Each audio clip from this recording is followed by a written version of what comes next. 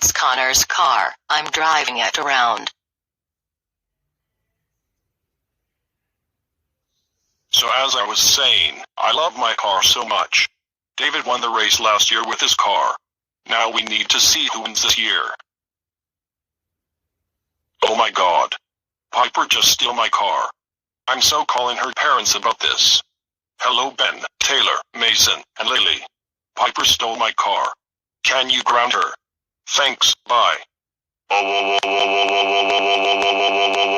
Piper, how dare you steal Connor's car? You know that stealing someone's car is illegal.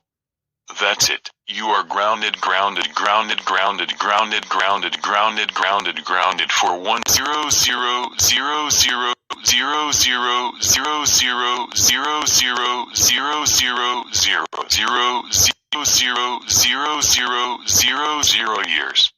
Go to your room right now and think about what you did, you stupid little girl.